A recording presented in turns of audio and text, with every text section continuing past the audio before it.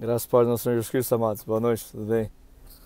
Irmãos, trago hoje uma meditação, né? Intitulada A Minha Verdade, né? Ou seja, a minha verdade. A verdade de cada qual é, né? Sabemos que realmente o que já é mais próximo a nós, mais íntimo a nós, está dentro do nosso coração. E só o Senhor Deus sonda os nossos corações. Só Ele sabe exatamente o que há realmente dentro do coração de cada um, né? Então é a respeito disso que eu vou estar meditando hoje, né? Antes eu vou fazer uma oração. Nosso Pai querido, nosso Pai amado, nós te glorificamos, Senhor. Sim, pois Tu és um Deus vivo, um Deus verdadeiro, um Pai presente, um Pai fiel, um Pai justo, um Pai amoroso, um Pai misericordioso, que tem toda a paciência do mundo para conosco, Deus. Glórias a Ti, Senhor, conforme a Tua infinita misericórdia, Senhor. Sim, pois quantas e quantas vezes em que nós descuidamos da Tua presença, corremos para longe de Ti, nos esborrachamos no chão e voltamos para Ti. E Tu, todas as vezes, Tu nos acolhes, Senhor, com Teu carinho de Pai, com Teu conchego, com Teu amor, ó Deus. Glórias a Ti, que Pai glorioso és Tu, Senhor. Nós Te adoramos em verdade, Espírito, porque Tu és realmente muito bom, sempre foi muito bom e sempre será muito bom, Deus. Glórias a Ti. Pai, venha falar conosco, Deus. Derrama Teu Santo Espírito sobre nós, para que clamo a Ti, Senhor, em nome de Jesus, em nome de todos aqueles que o Senhor me confiou, em nome de todos os Teus escolhidos, em nome de todos os Teus filhos, que Tu derrame Teu Santo Espírito sobre nós, para que venhamos saber, Senhor, o que é da Tua vontade, que Teu Santo Espírito revele a nós o Teu querer para nós, aquilo que Tu quer que nós saibamos e implantamos em nossas vidas, ó Deus. Venha falar conosco, que eu aqui me diminua, Senhor, para que Tu, Senhor, seja a referência, que eu aqui não venha falar de mim, do que eu acho, do que eu penso, das minhas particularidades, que eu venha falar o que é do Teu agrado. Me rendo a Ti, Senhor, derrama Teu Santo Espírito. Clamo a Ti em nome de Jesus, ó Deus, e venha falar conosco, Pai. Glórias a Ti, Senhor.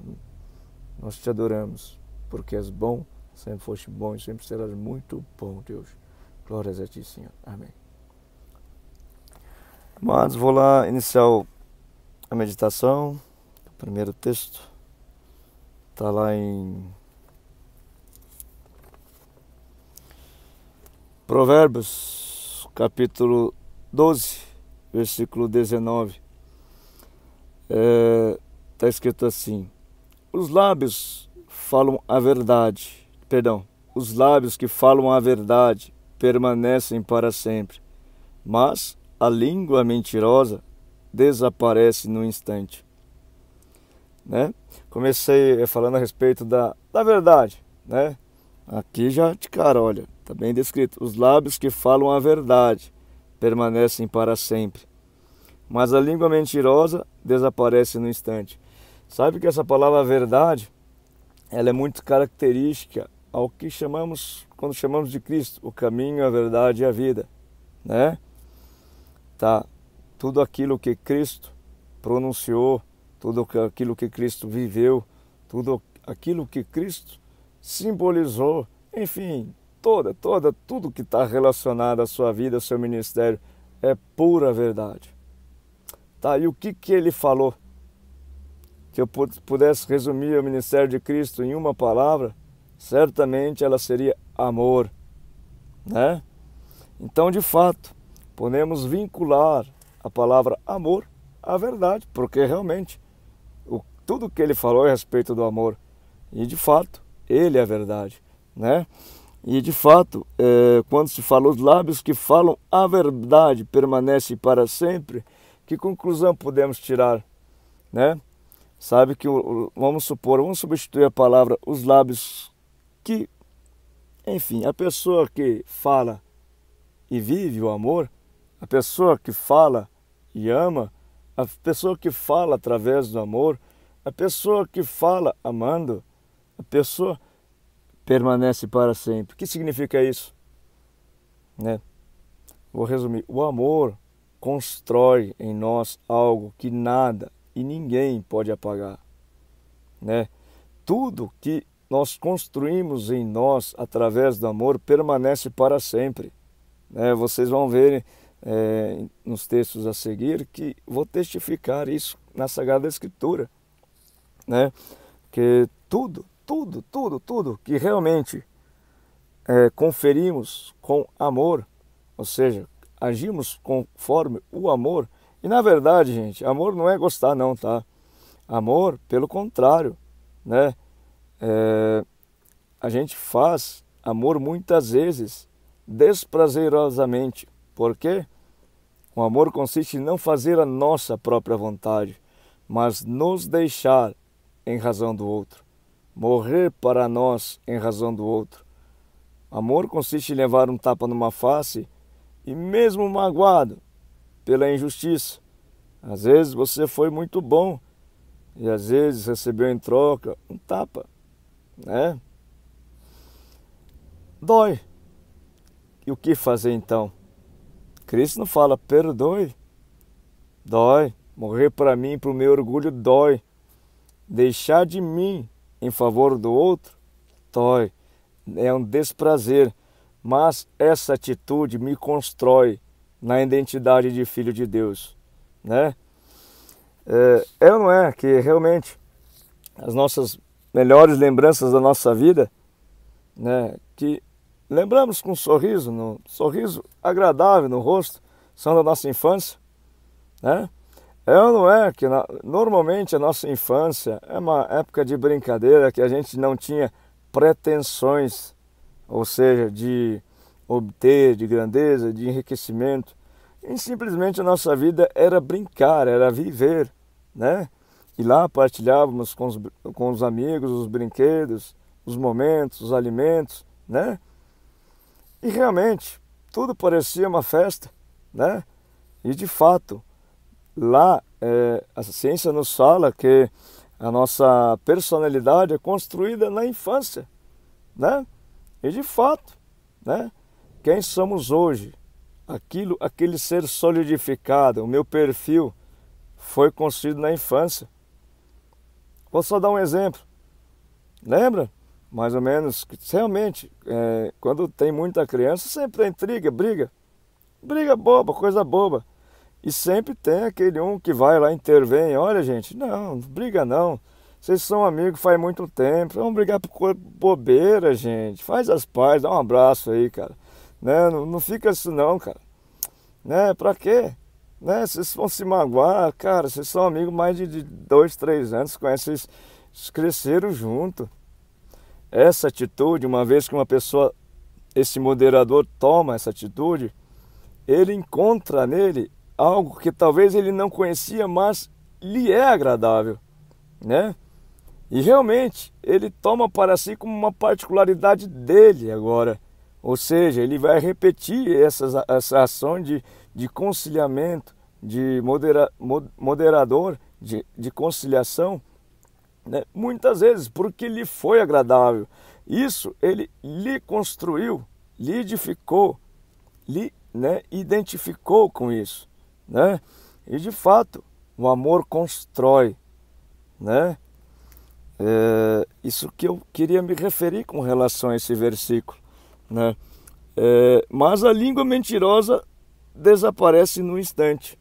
Gente, mentira, que significa? Pai da mentira, maligno, né? Ou seja, as obras do maligno, as obras da carne, são tudo aquilo que nos é detestável. Ou seja, que nós numa sã razão detestamos, mas muitas vezes caímos e fazemos. Assim como Eva foi coagida pela serpente, às vezes também somos coagidos pelos prazeres desse mundo, né? E realmente, uma vez que a cometemos, depois, devido às consequências, né, nós nos arrependemos profundamente, porque em sã vontade não era a nossa vontade, mas foi o mal nos usando para fazer o mal. E claro, depois nos arrependemos. E de fato, gente, quando se fala aqui, ó, que mas a língua mentirosa desaparece no instante, o que significa isso? Que ela não edifica nada, que ela não cria nada, que tudo que ela faz é vão para nós. Em resumo, um homem sem Deus é como uma pedra parada no meio do caminho. Está lá estacionada, né? Se ninguém a pegar, arremessar, ela vai ficar lá. Ou seja, como um ser privado, como um ser trancafiado, né? Um ser encarcerado, como por exemplo um cego, né? Aquele que está submetido a uma cegueira e aceita essa cegueira, né? Uma cegueira espiritual, né? Ele não tem a propriedade de ver a luz do dia e por isso sim se condiciona a ficar trancafiado na limitação dele, de realmente não enxergar e assim não usufruir do espaço em que ele está. Imagina um pássaro, né? Se ele não tem a propriedade da visão, o que ele pode fazer? Não pode voar, né? Pode ficar paradinho ali, talvez andando por perto, mas aqueles voos que realmente, quando nos olhamos para os pássaros, nos vislumbrando, enquanto mais eles, olhando de cima, deve ser uma visão muito mais sensacional, né? Eles não podem alçar voo, por simples fato de estarem sem visão, cegos. E assim também, um homem realmente movido pela essência maligna da carne é cego espiritualmente. Tudo que ele faz, nada edifica ele. Enfim, ele está, limitado na sua cegueira espiritual, né? Vou ler outro texto aqui. Deixa eu ver.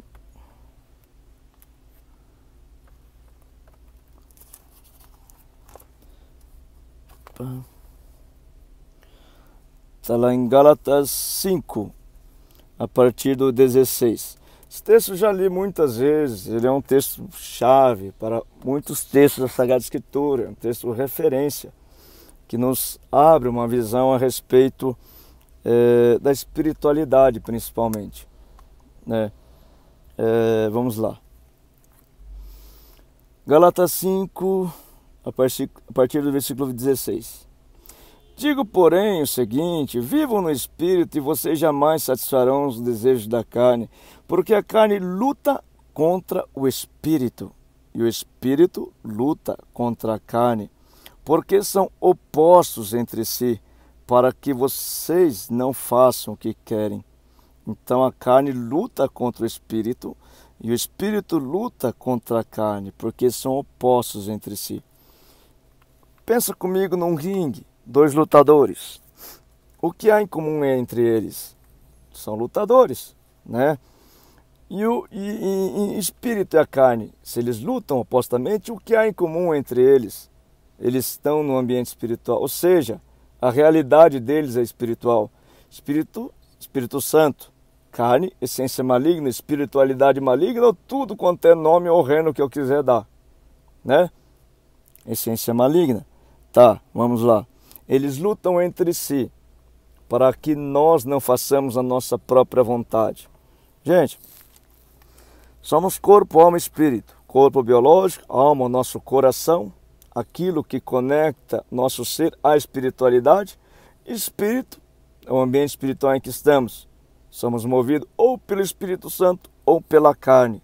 Não tem como os dois estar envolvendo o meu coração. Não tem como eu estar fazendo ao mesmo tempo a obra da carne e o fruto do Espírito Santo. Não tem como, é impossível, porque eles são opostos. Não dá liga, como se fosse água e óleo. Eles não dão liga, são opostos entre si, né? Vamos lá. Mas se são guiados pelo Espírito, vocês não estão debaixo da lei. Tá. Por que ele está escrito aqui, olha? Para que vocês não façam o que querem. Para que vocês não façam o que querem. Gente, todo instante a gente está imerso no ambiente espiritual. Se todo instante ou o que nos move é o Espírito Santo ou a carne, todo instante nós não fazemos o que nós queremos. Ou seja, as nossas motivações carnais e as nossas motivações do Espírito Santo são aquilo que nos leva a fazer aquilo que iremos fazer. Ou seja, os pensamentos, as ideias não vêm do além, ou vêm do Espírito Santo ou da carne.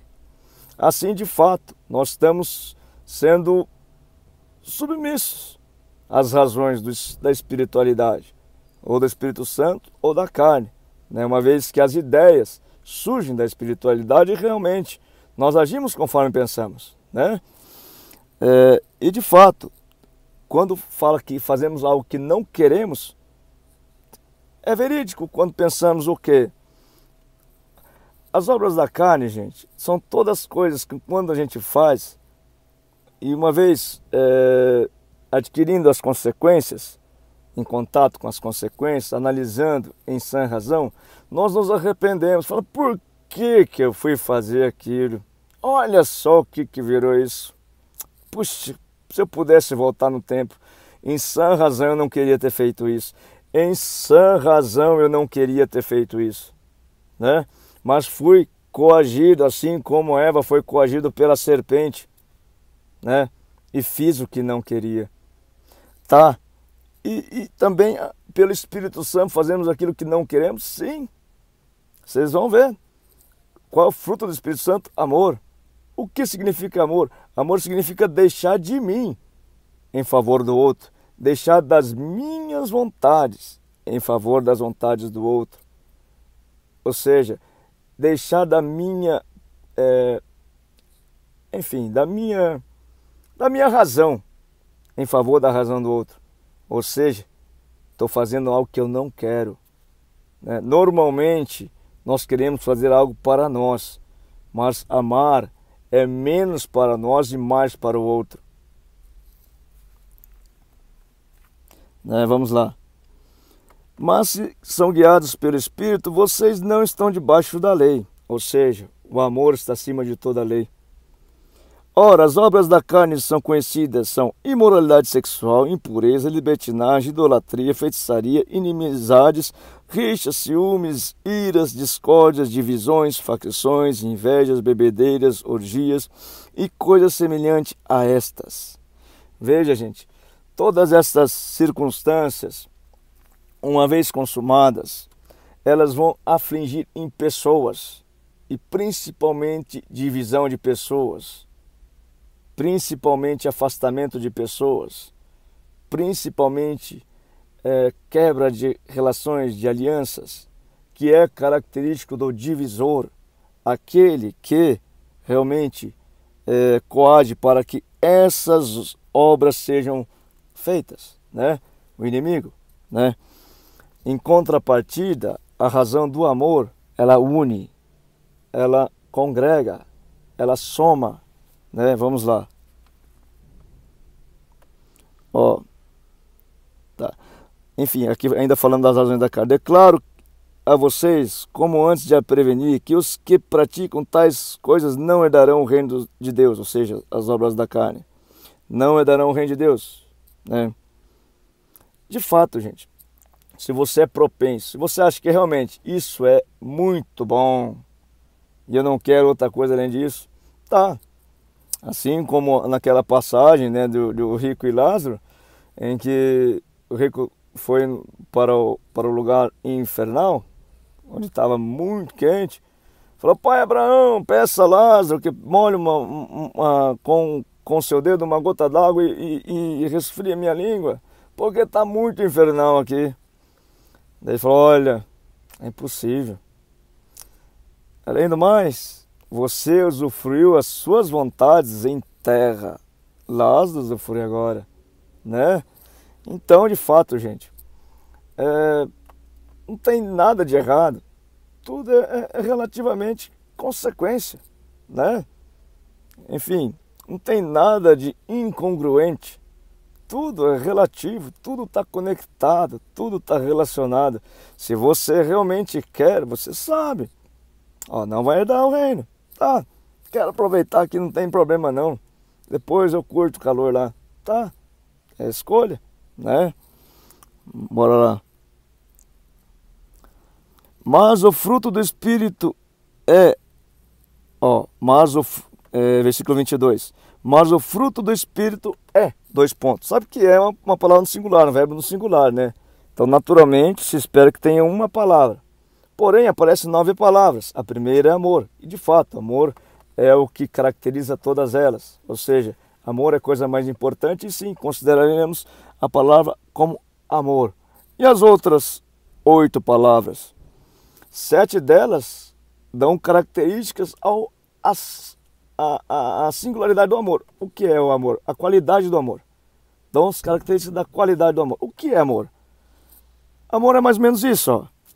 Você ter contentamento, que é alegria, em toda a circunstância, né? Com todo mundo, né?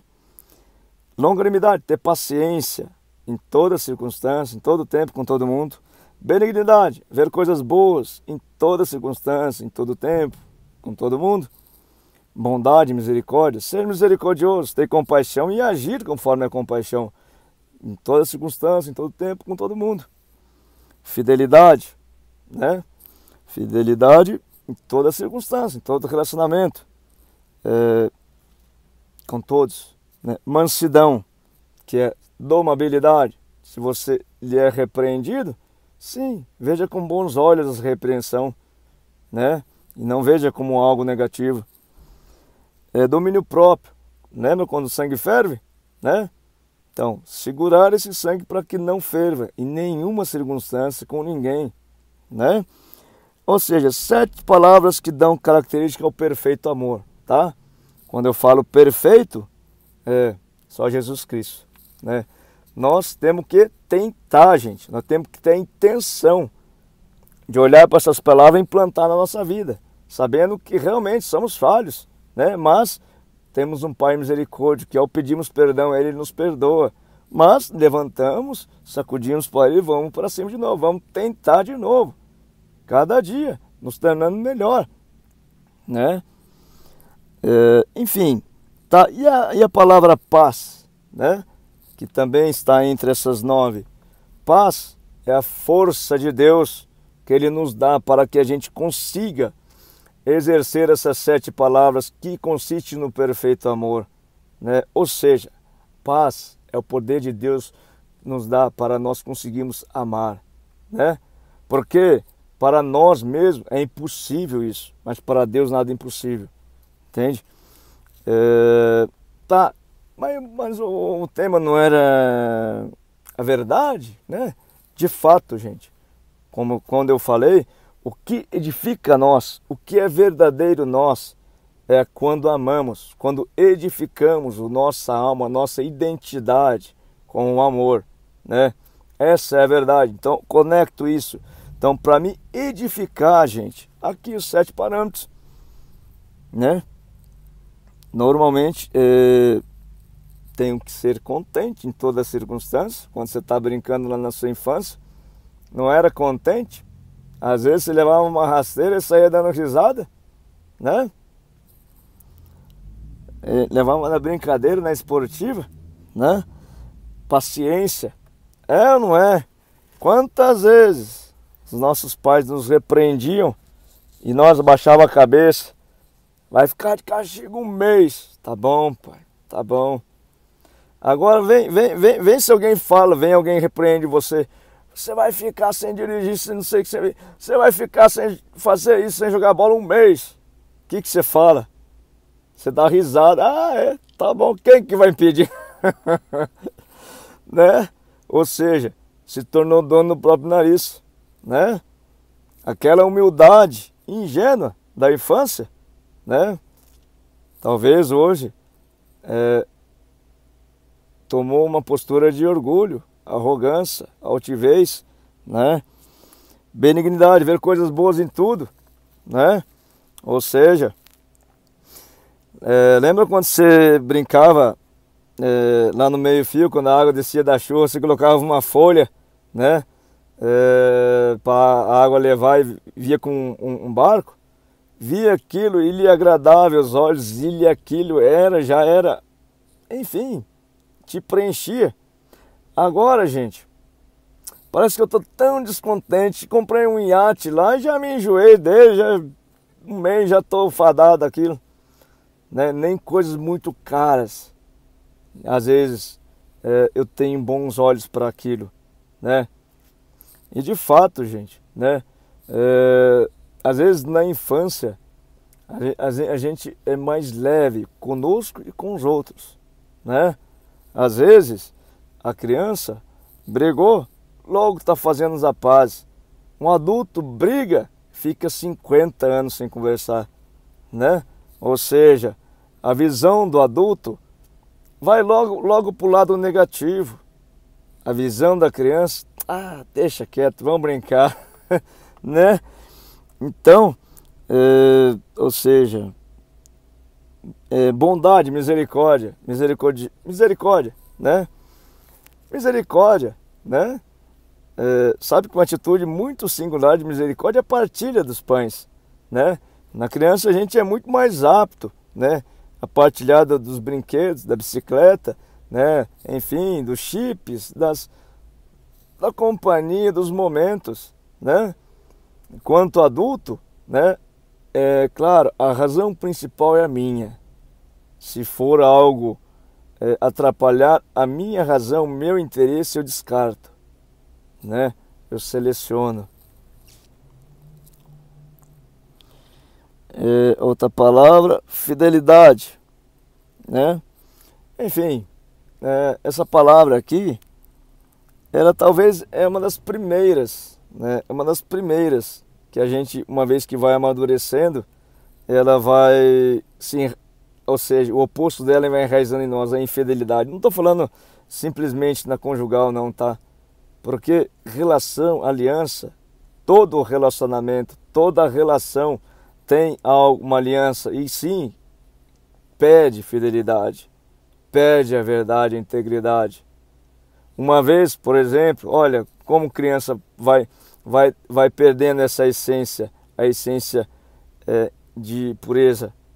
Talvez no simples fato, olha, meu amiguinho furou a bola dele, né? Eu tenho uma lá, mas ele tá pedindo para mim emprestar para ele brincar, mas quer saber, essa bola aqui, ela é cara, ele marca cara, né? Eu falo, olha, ela tá furada, tá murcha, não, né? E assim, claro, né? Muitas vezes, gente, esse pensamento muitas vezes é coercido, claro. A raiz de tudo é a carne, mas muitas vezes vem por vozes adultas, do individualismo, do egoísmo, né? Do ter propriedade, né? Isso é teu, não empresta para ninguém não, né? Outro quesito aqui. Mansidão, domabilidade. Quantas vezes, quando eu era criança, nós era, né, nossos pais brigavam com a gente, né? Repreendia e a gente baixava a cabeça. Agora a gente consegue escutar de repente alguém buzinou no trânsito para nós, a gente consegue baixar a cabeça, desculpa, foi sem querer. Né? Da mesma forma o domínio próprio, gente. Segurar o sangue e ferver, né? Quando eu era criança a gente engole o choro, menino, né? Quando você tá às vezes resmungando, alguém fala, vai, engole o choro, né? Aí é que você começa a latir mais alto, né? Então, normalmente, gente, quando a gente se tornamos adultos demais, ou seja, adulterados demais da nossa essência ingênua, essência pura, essência da infância, nós nos tornamos longe de Deus, altivos, orgulhosos, prepotentes, arrogantes, né? E vamos perdendo a identidade de filho de Deus. Na verdade, gente, quando se fala perde a identidade, vamos supor uma criança que fez a identidade, perdeu a identidade. Será que, olha, você não existe mais? Não. Simplesmente a identidade dela foi apagada, foi camuflada, foi, enfim, passaram uma tinta nela, mas ela está ali. Filho de Deus é filho de Deus. O predestinado filho de Deus é predestinado filho de Deus. Joio é joio, trigo é trigo, sempre será trigo. Então, na verdade, gente, quando nós nos tornamos adultos, vamos nos esquecendo do que somos na infância, das nossas particularidades que construímos na infância, né? Do nosso ser infantil. E o que Cristo falou? Se você não for como um desses pequeninos, você não vai herdar o reino dos céus, né? Deixe-me vir os pequeninos, porque deles é o reino dos céus, né? Então, na verdade, gente, vamos dar sequência no texto aqui. Contra estas coisas não há lei, ou seja, o amor está acima de toda a lei. A regra principal, então, é o quê? Amar. Vou dar sequência, né, e pegando todos esses quesitos que eu estou vinculando aqui, em outro texto aqui. Só um instante. Sabe, um texto singular na Sagrada Escritura que fala do amor, que realmente todo aquele que fala desse contexto não pode deixar de fora. Está lá em 1 Coríntios 13. O amor é o dom supremo, né?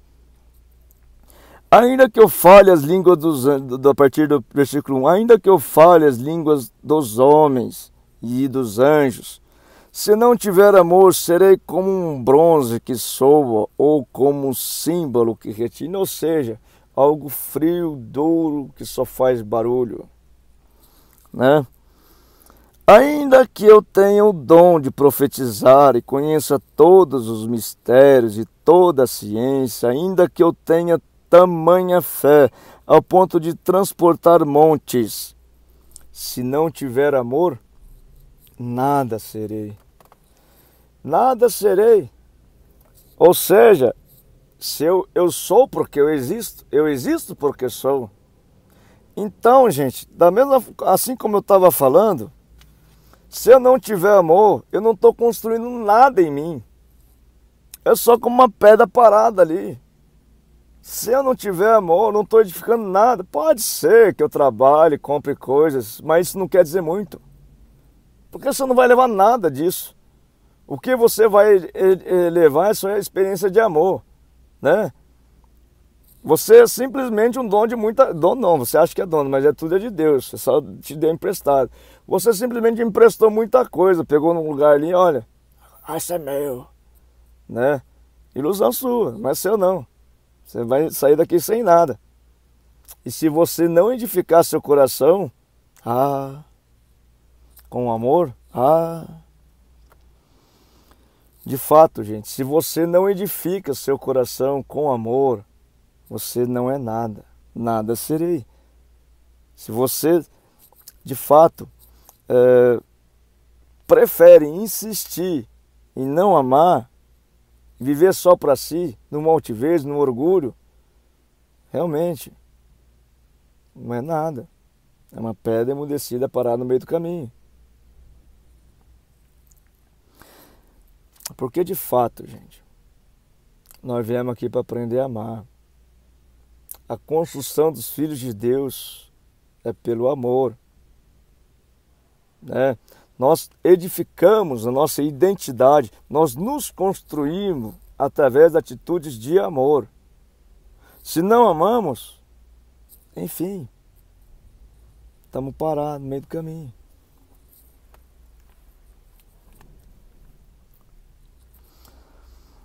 E ainda que eu distribua todos os meus bens entre os pobres, e ainda que eu entregue o meu próprio corpo para ser queimado, se não tiver amor, isso de nada adiantará. De fato, Muitas das vezes a gente acha que simplesmente dar dinheiro, enfim, fazer grandes sacrifícios é singular amor, mas se não for do coração, não é nada.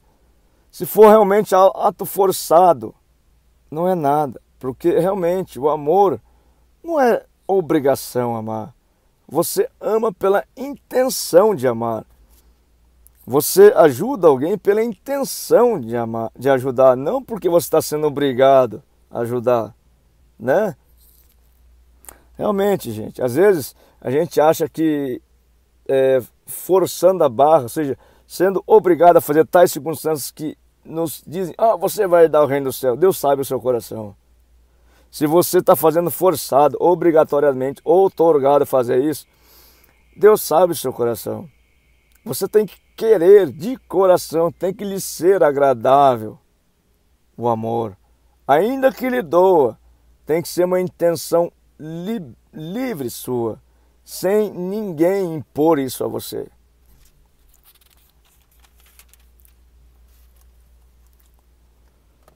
O amor é paciente e bondoso. Todas essas palavras que eu vou falar aqui estão ligadas, relacionadas àquelas 7 características do amor, né? O amor é paciente, bondoso. O amor não se arde em ciúmes, não se envaidece, não é orgulhoso, não se conduz de forma inconveniente, não busca os seus interesses. Quando diz que não busca os seus interesses, é porque o outro, o interesse do outro, sim, se impõe sobre o meu. Sim, e é melhor favorecer o interesse do outro do que o meu. Isso é o propósito do amor. Viemos aqui para servir uns aos outros.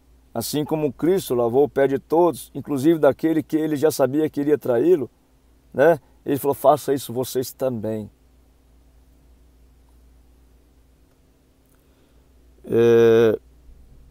Não busca os seus interesses, não se irrita, não se ressente do mal. O amor não se alegra com a injustiça, mas se alegra com a verdade. O amor tudo sofre, tudo crê, tudo suporta, tudo espera, tudo suporta. Isso é a identidade que Deus gostaria que tivéssemos. Claro, como é uma obra de construção em nós, normalmente erramos muito com relação a isso, mas o nosso foco, o nosso objetivo é olhar para isso e querer implantar em nossa vida, mesmo errando muito, mas não perder o foco, não perder realmente a intenção de acertar, gente. Aqui, versículo 8, o amor jamais acaba. É ou não é? Que quando eu falei que lá os lábios que falam a verdade permanecem para sempre? É ou não é que aqui fala, versículo 8, o amor jamais acaba. Ou seja, tudo aquilo que você edificou em você, através do amor, está edificado, está em você, é sua identidade. Por mais que talvez hoje você se tornou um ser irreconhecível em relação ao passado, mas a verdade está em você, está construída, está edificada, não tem nada que pode pagar isso. Porque o amor e a verdade prevalecerá. Havendo profecias, desaparecerão, havendo línguas, cessarão, havendo ciência, passará, pois o nosso conhecimento é incompleto e a nossa profecia é incompleta. Mas quando vier o que é completo, então o que é incompleto será aniquilado.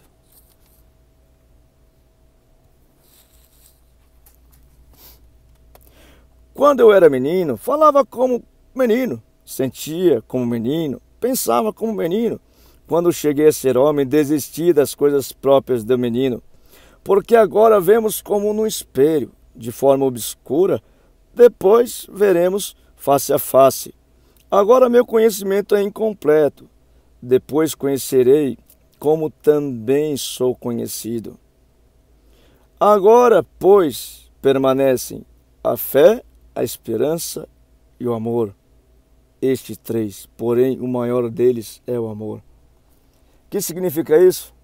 O foco, o objetivo, a razão. Tudo que você pode fazer aqui, né? tudo tem que estar pensadamente direcionado a amar.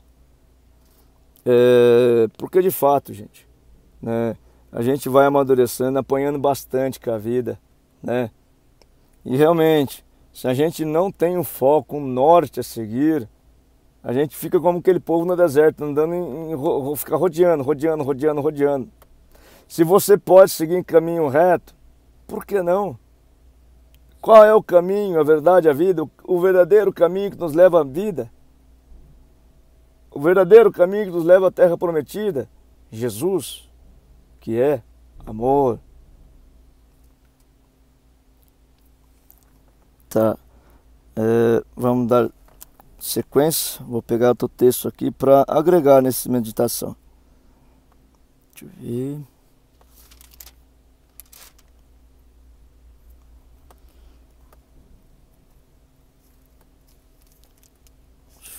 Aqui. Tá. Vou lá para Cântico dos Cânticos, Cantares de Salomão, né? Capítulo 8, versículo 5 em diante. Quem é esta que vem subindo do deserto, apoiada em seu amado? Debaixo da macieira eu o despertei, ali a sua mãe teve dores de parto. Sabe que esse simbolismo aqui, às vezes se você tentar entender ao pé da letra, você fica confuso e não entende nada. Mas se você vincular, né, ou seja, conceitos, símbolos que estão inseridos aqui e que têm sua história na Sagrada Escritura, você consegue ter entendimento em relação a isso. Ou seja, ó, quem é esta que vem subindo do deserto, apoiada em seu amado? Jesus Cristo vem buscar quem? A sua igreja, né? Como que é a prova da igreja de Jesus Cristo? Como é a prova da noiva de Jesus Cristo aqui? No fogo, né? No deserto, no sofrimento. Ou seja, o sofrimento do tempo presente não se compara com a glória que há de vir. Enfim, vamos ler de novamente. Quem é essa que vem subindo do deserto? A sua igreja. Apoiada em seu amado, Senhor Jesus Cristo. Ele é o nosso sustento, né? Ou seja, vem subindo do deserto, está passando por prova, né? Então tem óleo na lamparina, né? Está suportando, está segurando em Jesus, tem óleo na lamparina, né? Tem azeite, né? Debaixo da macieira eu o despertei, ali a sua mãe teve dores de parto. Debaixo da macieira eu o despertei, né? Posso vincular aqui, lembra? Enfim, até tem a historinha que muitos simbolizam, né? A fruta que a Eva comeu como sendo uma maçã, né? Tá, vamos pensar então. O que aconteceu com Eva? Dores de parto. Eva, você fez isso, agora você vai ter dor de parto. O que fala aqui? Debaixo da macieira eu o despertei, ali a sua mãe teve dores de parto. Tá. Ali esteve com dores aquela que o deu à luz. Gente, sabe que dar filhos à luz, dar filhos a Deus nos dói. E quem é o nosso primeiro filho que devemos dar? Nós mesmos. Realmente, porque para que podemos dar outros filhos para Deus, precisamos ser filhos dele. Não tem como eu, né, estar na responsabilidade de dar filhos a Deus se eu não for filho dele. Então o primeiro filho que eu tenho que dar a Deus é eu mesmo. Porque nós inicialmente somos filhos da transgressão, mas somos provados em dores como de parto, em deserto, provado no fogo, para assim ser aprovado e aí sim ser chamado filho de Deus, né? Ter sim a pertença do reino, né? Ter o merecimento do penhor da salvação, né? Ou seja, ter sim a certeza que eu terei a salvação, né? Sim, Então, nesse quesito aqui, ele esteve com dores, ali esteve com dores, aquela que deu a luz, a igreja, os filhos de Deus.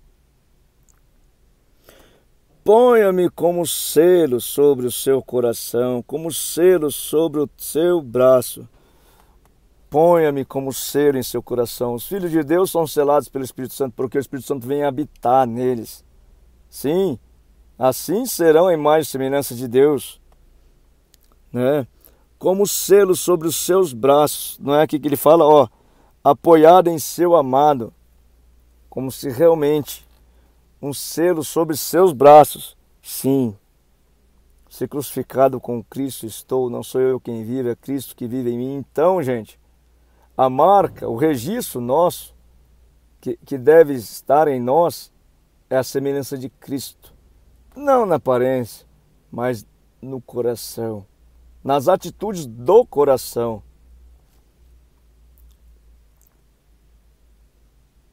Tudo que eu estou falando aqui, tá? É como ele está vinculando a criação do Filho de Deus, né? No sofrimento, na dor, que realmente, como é que nós amamos? Geralmente em situações dolorosas. Como realmente somos provados através do amor, geralmente em situações difíceis, dolorosas. Tá. Porque o amor é tão forte como a morte. Ou seja, amor que nos propõe vida, sim, é a razão maior que se sobressai sobre a morte, né? O amor é a razão que nos tira da morte para nos dar vida.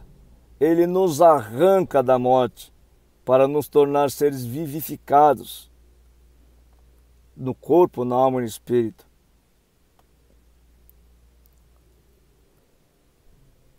E o ciúme é tão duro como a sepultura. O ciúme é mortal, nos pesa para a sepultura. As suas chamas são chamas de fogo, são labaredas enormes, ou seja, incendeia. Sabe, uma casa que há ciúmes, vive em conflito, como se realmente pegamos fogo numa floresta. Sabe, aquela ardência, aquele ardor, aquela tensão, como se estivesse pegando fogo numa floresta. Ó, vejam agora, as suas chamas, chamas do ciúme, da morte, né? São como labaredas enormes. As muitas águas não poderiam apagar o amor. Vou ler aqui melhor, peraí. Ó, vejam bem. As muitas águas não poderiam apagar o amor, nem os rios afogá-lo. O que eu quero dizer? Aquele amor que você edificou em seu coração, nada pode apagar. Nem coisas horríveis, horripilantes, como, por exemplo, pegando fogo na sua vida. Nada pode apagar aquele amor que você edificou na infância. Aquilo que você construiu, aquele ser que você construiu. Por quê? Uma vez que você amou, você se existiu. Sim, você foi, você é. Uma vez que você ama, você é. E você se constrói, você se identifica, você cresce, né? Você se edifica. E nem muitas águas não poderiam apagar esse amor, nem os rios afogá-lo. Ainda que alguém ofereça todos os bens da sua casa para comprar o amor. Ainda que o inimigo fala, olha, você aí que tem amor no coração, você, filho de Deus, né? Se prostre diante de mim que eu vou dar tudo isso. Ainda que você se prostre, ainda que você se prostre diante do inimigo e ele te dê as coisas, aquele amor que está no seu coração, sabe de quem é? De Deus, que só Deus pode dar amor. Aquilo que Deus edificou em seu coração é de Deus. O inimigo não pode tocar, não tem propriedade sobre isso. Pode até te enganar achando que você é dele, mas não. Você tem algo que você construiu em você que é de Deus. E o que é de Deus é de Deus. Vou ler de novo. Ainda que alguém ofereça todos os seus bens da sua casa para comprar o amor, receberia em troca apenas desprezo. O que significa isso? Deus falando, não. É meu filho. Pode deixar ele na lama, mas a qualquer hora eu vou lá e pego ele. Né? Jesus Cristo vai buscar todos, até aquele que está na lama. Né? Filho de Deus, que é predestinado a filho de Deus, todo o trigo. Porque tem muito trigo abafado pelo joio, tá, gente? Tem tanto joio que os trigos estão tudo abafados pelo joio e achando que também é joio, mas não. Né? Pode ser que você hoje está tomando atitudes horrendas, fazendo perversidade, tudo quanto é tipo. Mas aquilo que você edificou no seu passado em amor existe em você, não é possível apagar isso. Trigo é trigo, joio é joio. Joio não é capaz de amar, porque amor é fruto do Espírito Santo. Joio não tem a capacidade de receber o Espírito Santo. Tá, vou para mais um texto.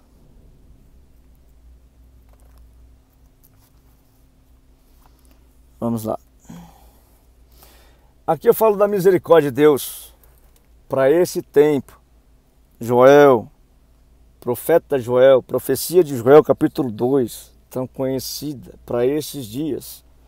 A misericórdia de Deus se diz assim: então o Senhor teve grande amor pela sua terra, onde foi edificado aquele amor no passado, né?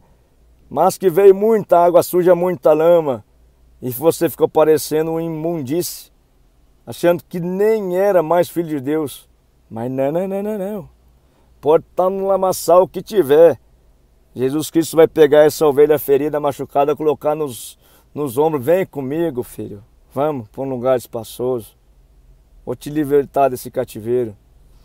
Né? Então o Senhor teve grande amor pela sua terra e se compadeceu do seu povo. O Senhor respondeu ao seu povo: eis que lhes envio o cereal, o vinho, o azeite, e vocês ficarão satisfeitos. Nunca mais farei de vocês motivo de zombaria entre as nações.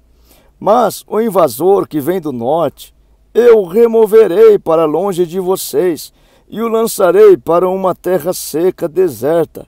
Lançarei a sua vanguarda para o mar oriental, e a sua retaguarda para o mar ocidental. Subirá o seu mau cheiro, e subirá a sua podridão, porque agiu poderosamente.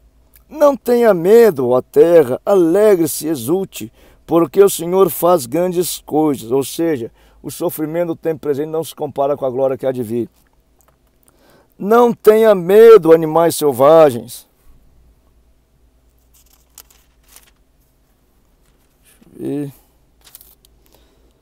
Porque os pastos do deserto reverdecerão. Está no deserto? Ou seja, quando fala reverdecerão, que já foi verde. Se já foi verde, já tinha semente aí. Tem semente plantada no seu coração? Tem, né? Semente do amor? Tem. O que ele fala aqui?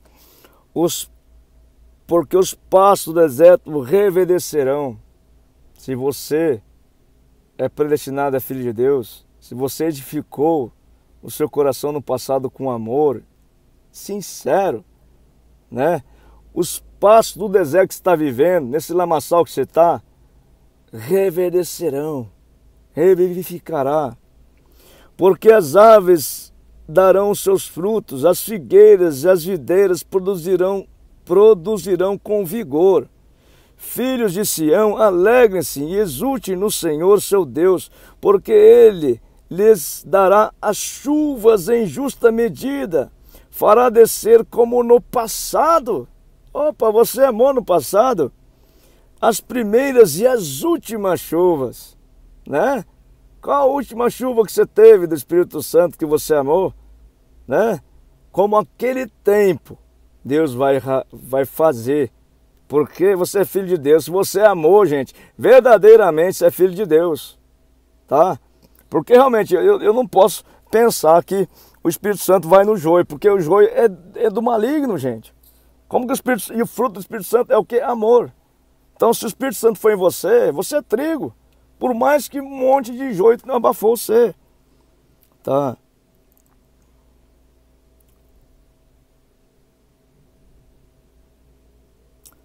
Tá. As eiras se encherão de trigo e os lagares transbordarão de vinho e de azeite. Restituirei os anos que foram consumidos pelo gafanhoto. Esse tempo que você ficou abafado pelo joio, achando que era um joio também, Deus vai passar a regra em tudo isso, né? Restituirei os anos que foram consumidos pelo gafanhoto. O migrador, devorador, destruidor, o meu grande exército que enviei contra vocês, vocês terão comida em abundância, ficarão satisfeitos e louvarão o nome do Senhor, seu Deus, que fez maravilhas em favor de vocês. É ou não é que no reino do céu só vai ter louvor a Deus, que é agradável a Deus? Louvor não se resume em cantar. Louvor é tudo que é agradável a Deus, né? No reino celestial só vai ter algo que é agradável a Deus.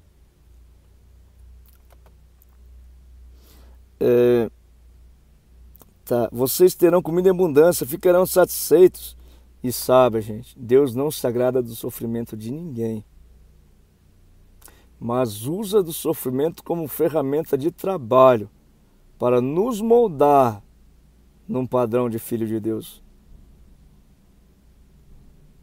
Vocês terão comida em abundância, ficarão satisfeitos e louvarão o nome do Senhor, seu Deus, que fez maravilhas em favor de vocês, e nunca mais o meu povo será envergonhado. Vocês saberão que eu estou no meio de Israel e que eu sou o Senhor, o Deus de vocês, e que não há outro, e nunca mais o meu povo será envergonhado. O sofrimento do tempo presente não se compara com a glória que há de vir. Finalizando o último texto aqui, trago a vocês, deixa eu ver, uma parábola aqui.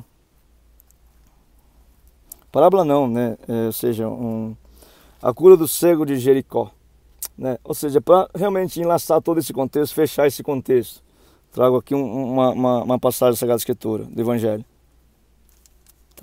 Tá lá em Marcos capítulo 10. E foram para Jericó. Quando Jesus saía de Jericó, juntamente com os discípulos e numerosa multidão, Bartimeu, veja, gente, você viu que tem um nome, sabe? Normalmente, os filhos de Deus na Sagrada Escritura recebem um privilégio, mesmo sendo cego, aleijado, mendigo, hemorraíza, recebem um destaque, né? E aqui Bartimeu, cego, foi chamado pelo nome, certamente porque era filho de Deus, né? Mesmo sendo cego espiritualmente, estando cego, tá? Aqui nesse quesito aqui é cegueira da visão mesmo, mas claro, o quesito da Sagrada Escritura é espiritual. Então sim, vamos considerar cego espiritualmente, porque realmente, gente, muitos de nós, apesar de ter uma visão perfeita, vivamos tão entretecidos. Por quê? Cegueira espiritual, né? Bartimeu, um cego de mendigo, filho de Timeu. Veja, ele era filho de Timeu, que teve um nome também. Então Timeu, uma vez que Bartimeu, sendo filho de Deus porque tinha nome, Timeu, recebendo esse destaque, considera-se ser filho de Deus também. Então, vamos supor que eu, né, fui cheio do Espírito Santo, predestinado a ser filho de Deus. Amei construir meu coração. Mas, no decorrer da caminhada, me afoguei num lamaçal. Aquele que eu edifiquei, aquele filho de Deus que edifiquei no passado lá, Timeu, o meu pai, né? Pai, ou seja, aquilo que eu era no passado, que era agradável a Deus, em relação ao que eu sou hoje no lamaçal, ainda continuo tendo uma relação com o que eu era no passado. Hoje eu estou no lamaçal, mas o que eu construí dentro de mim continua intacto, gente. Tá sim, tá tudo sujo, não, eu estou irreconhecível, né? Mas aquilo que eu edifiquei, o Timeu do passado, sim, está dentro do Bartimeu, cego de hoje, né? Tá. Bartimeu é um cego mendigo, ou seja, sabe que a pessoa cega espiritualmente, ela é confusa. Ela não tem, assim, digamos, uma liberdade de ir e vir e usufruir da vida. Ela vive trancafiada, talvez numa mendicância espiritual, numa miséria espiritual, né? Ou seja, recebendo só o que o maligno lhe dá, comendo lavagem, né? Tá. Bartimeu, um cego mendigo, filho de Timeu, estava sentado, olha onde ele está, à beira do caminho. Quando se fala da pedra, um homem sem Deus é conhecido como uma pedra à beira do caminho, pedra emudecida à beira do caminho. Então o que significa isso? Estava sentado, parado lá à beira do caminho, estava sem Deus. E ouvindo que era Jesus, o Nazareno, começou a gritar. E ouvindo que era Jesus, o Nazareno, começou a gritar, né? É ou não é que todas as minhas ovelhas escutarão a minha voz e se voltarão a mim, não é? De fato, trigo, filho de Deus, predestinado a filho de Deus, edificou seu coração no passado com amor. Sim, tem a predestinação do reino celestial. Jesus, ele começou a gritar, Jesus, filho de Davi, tenha compaixão de mim.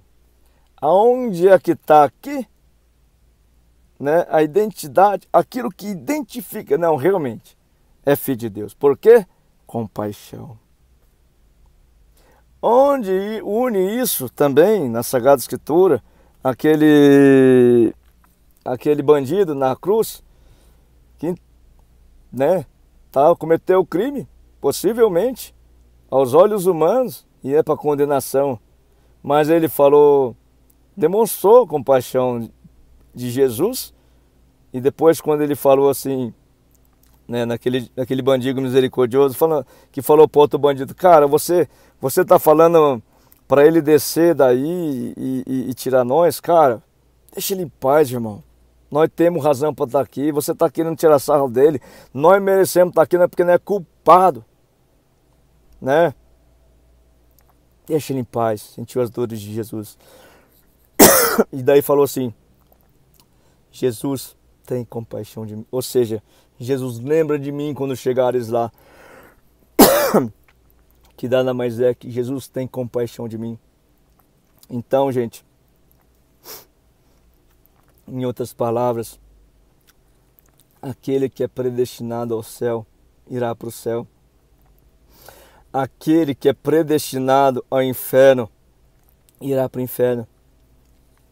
Como, por exemplo, Judas, né?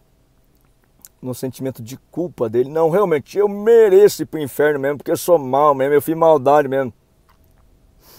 No orgulho dele, que o achava tão mal, eu sou mal mesmo, eu sou duro, eu não mereço misericórdia, se enforcou, né? Então, qual é o início do leme, para que caminho eu seguirei? Ou seja, o que faz convergir? Humildade, reino celestial. Orgulho, né, para baixo. E de fato, isso norteia a nossa vida, né? O contraste entre humildade e orgulho. De fato, gente, o selo de predestinado a filho de Deus é se em algum momento temos humildade.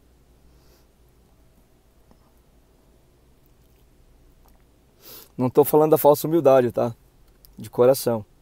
Humildade de coração. Quando realmente queremos ser humildes.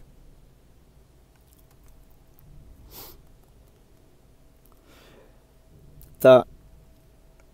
Jesus, filho de Davi, tenha compaixão de mim.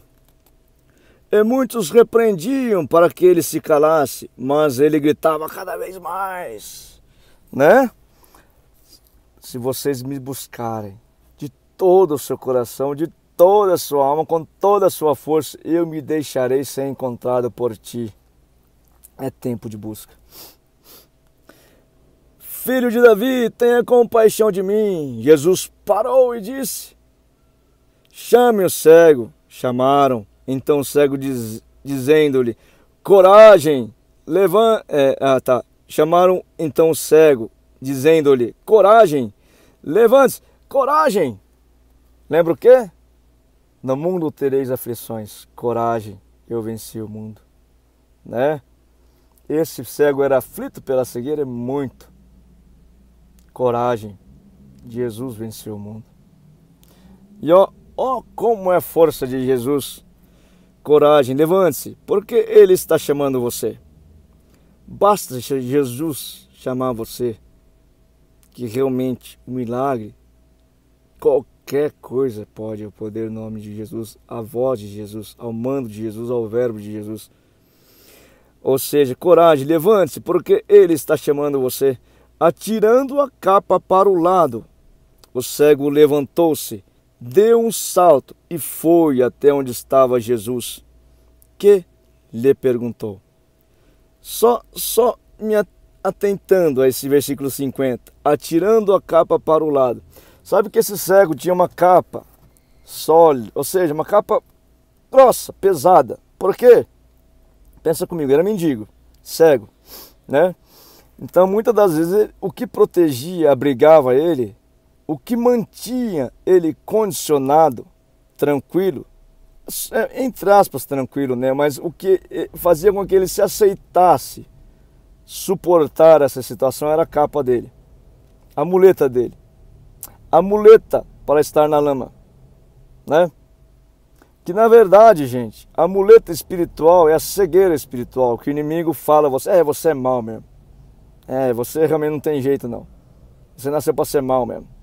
É a capa, é a muleta, né? Mais uma vez que ele vê que Jesus está passando, ele: Jesus, filho de Davi, tem compaixão. Quando que isso acontece na vida do filho de Deus? É quando o filho pródigo lá fala: olha, tô vendo os porcos comer as alfarrobas lá, que fome que eu tô. Nem aquilo eu tenho para comer, gente. Cara, os funcionários do meu pai tá comendo muito melhor que esses, né? Ixi. Ah, quer saber? Deixa eu me arrumar. Eu vou voltar pro meu pai, vou falar assim: pai, pequei contra o céu, contra ti, já não sou digno de ser chamado teu filho. Deixe-me de ser pelo menos um dos teus servos, né? O que significa isso? Capa, vai pro lado, eu vou dar um pulo, eu tô decidido a voltar pro meu pai, né? Muleta, cegueira espiritual, vai pro lado, eu não sou filho do inimigo não, sou filho de Deus, eu vou voltar pro meu pai. Tá, atirando a sua capa para o lado, o cego levantou-se, deu um salto e foi até onde estava Jesus, que ele perguntou: o que você quer que eu lhe faça? O cego respondeu: mestre, que eu possa ver de novo. Pergunta aí o pássaro que está na gaiola: o que você quer, passarinho? Eu tenho certeza. Não, eu quero voar, eu quero sair desse lugar aqui. Não, aqui só tem o peixe, água à vontade. Não quero saber não, eu quero lá. Lá eu dou um jeito, eu caço, mas lá é bem melhor para mim. Gente, o cego espiritual é como um pássaro na gaiola. Tem abundância, tem muito dinheiro, mas está trancafiado numa gaiola. Esse pássaro aqui, ó, está trancado aqui, ó. esse ser do seu interior do passado está sendo cegado por aqui, ó. Esse aqui que quer ser libertado da cegueira tem uma capa pesada aqui, ó.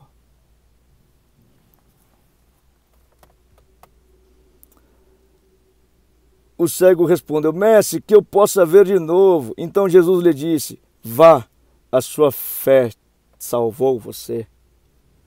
Imediatamente passou a ver e foi seguindo Jesus estrada fora. Duas coisas que eu gostaria de salientar aqui. Vá, a sua fé salvou você. Sabe que a gente vincula a palavra fé a acreditar, né? Acreditar intensamente. Eu tenho fé porque eu acredito intensamente. Sabe, o que eu penso que vincula a fé? O quesito amor. Porque a fé atua pelo amor. E onde aqui o cego amou? Ele amou quando ele falou: Jesus, filho de Davi, tem compaixão de mim. Jesus, filho de Davi, eu me importo comigo, eu não quero ir para o inferno. Eu me amo, eu amo eu. Eu quero me salvar, Jesus, filho de Davi. Eu tenho compaixão de mim, Jesus, filho de Davi. Tem compaixão de mim, Jesus, filho de Davi? Tá, filho. Eu vou atender, porque realmente você tem amor no coração. E outro quesito aqui, imediatamente passou a ver e foi seguindo Jesus estrada fora. Gente, esse lamaçal aí que você tá, faz anos, 20, 30 anos, né? Fez você achar que perdeu a identidade de filho de Deus. Eu era bom no passado, agora estou tão certo terrível, né? Esse lamaçal te fez achar que você está mais propenso ao lado do maligno do que para Deus. Mas, gente, é só passar um banho, uma água aí, pronto. Tudo aquilo que você construiu em amor no seu passado resplandece. Ou seja, imediatamente caiu a água do Espírito Santo, aí toda a lama sai imediatamente. E foi seguindo Jesus estrada fora para o reino celestial. Essa é a minha meditação.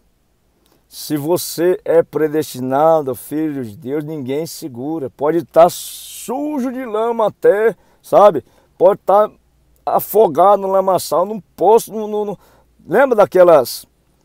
Antigamente tinha umas fossas, sabe? Eu ficava pensando, nossa, imagina se cair alguém nessa fossa, meu Deus, deve ser muito ruim. Porque a fossa era um buraco onde ia acumulando as excretas, só tinha a patente em cima e o buraco ia caindo nas excretas lá embaixo, né? Mas se alguém cai embaixo aí, cara, vamos supor que tem uma fossa de 20 metros de fezes e você caiu e está lá 20 anos. O que importa é você, não é as fezes.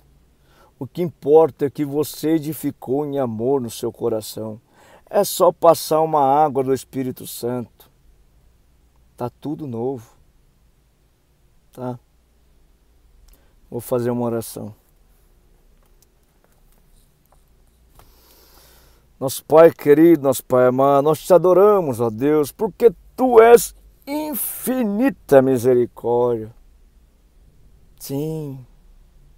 Porque não há pecado que o Senhor não consiga perdoar, se nós pedimos perdão a Ti de coração.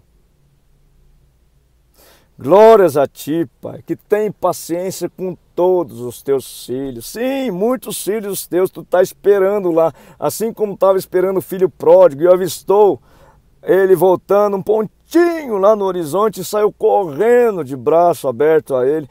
Quantos filhos Teus, Senhor, que Tu está esperando lá, cansado, esperando um ponto, de noite, 50, 60, 70 anos, Senhor.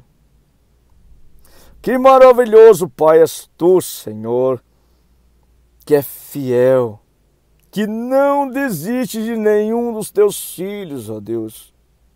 Que glória Tua, Senhor.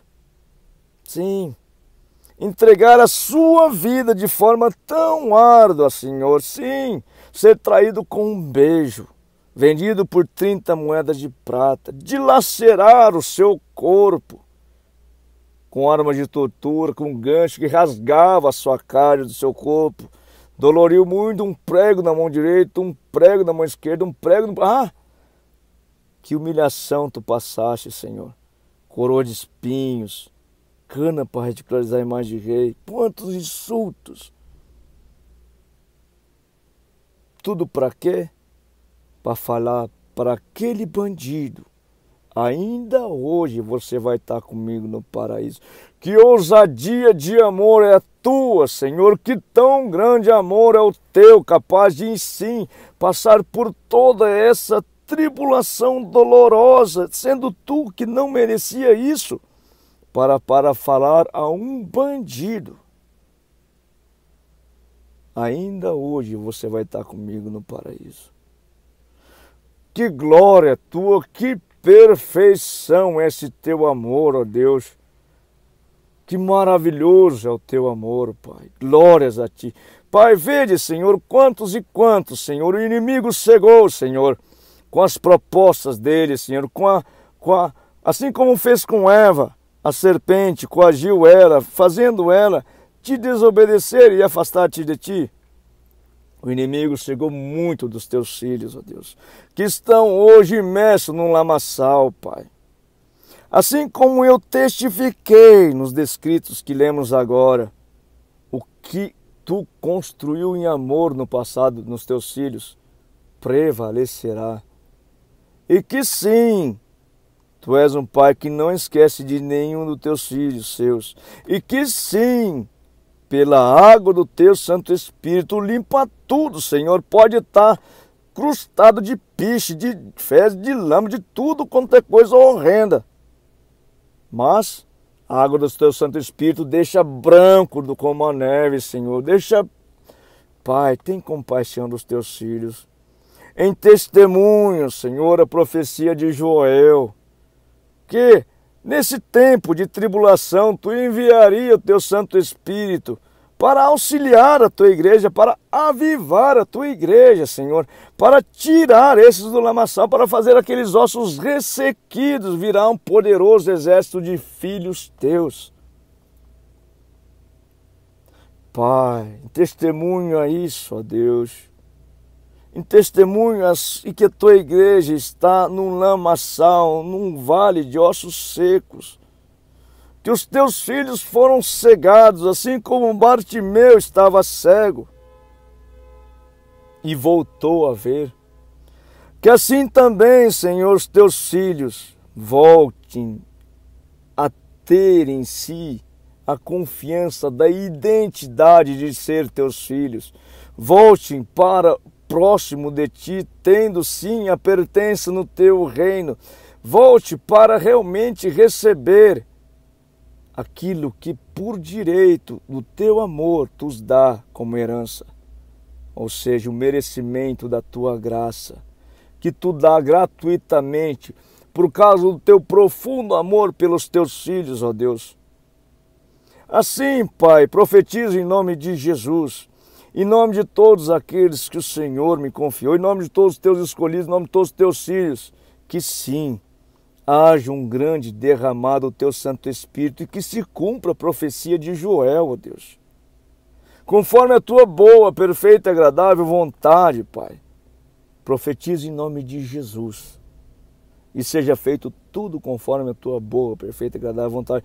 E sim, que Cristo venha buscar essa ovelha machucada, ferida, afugentada pelo lobo, colocar em seus ombros e levar para próximo de ti, num lugar seguro, para sarar as feridas, para nutri-la, fortificá-la e se alegrar com os teus.